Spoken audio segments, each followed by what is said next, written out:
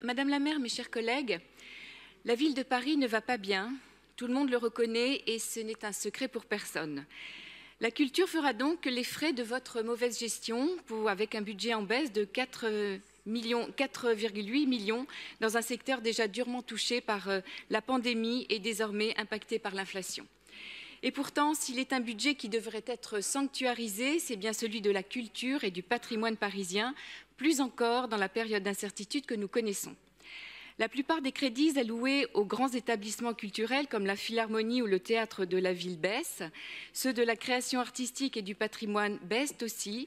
Il ne reste guère que les musées parisiens réunis dans Paris Musée qui tirent leur épingle du jeu avec un budget stable de 57,3 millions d'euros et que nous pouvons féliciter pour la qualité de leur programmation qui a attiré plus de 4 millions de visiteurs à fin octobre. La machine culturelle parisienne est donc bien rouillée, avec un théâtre de la ville qui, après 7 ans de travaux, nous n'y croyons plus, réouvrira enfin ses portes au public en septembre 2023.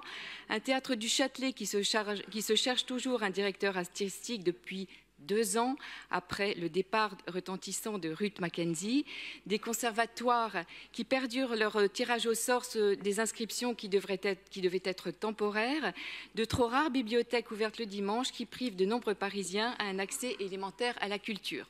Bref, une gestion culturelle besogneuse, sans souffle et sans ambition pour une ville comme Paris, à l'image de ce budget en baisse qui prouve bien que la culture, quoi que vous en disiez, ne fait pas partie de vos priorités.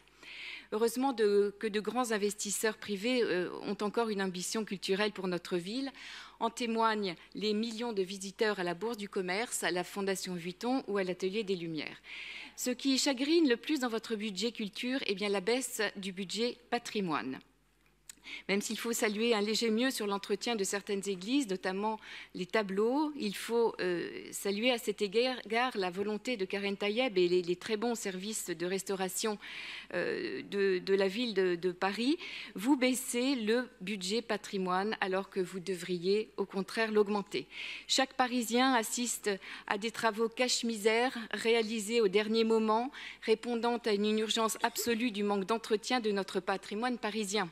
Pont des Arts rafistolés, inquiétude sur l'état de la Tour Eiffel, une place de la Concorde en forte dégradation, un mobilier urbain non entretenu, autant de sujets d'inquiétude sur la pérennité de ce que nous allons laisser aux générations futures. Cette baisse du budget patrimonial est d'autant plus préoccupante que notre ville va bientôt accueillir des millions de touristes en 2024 à l'occasion des Jeux olympiques et paralympiques.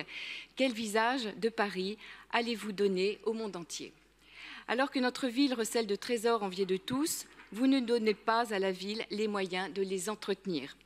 Alors que le gouvernement présente un budget culturel en hausse de 7%, que la région sanctuarise son budget de culture à 100 millions d'euros, on retiendra malheureusement que Paris baisse son budget culture.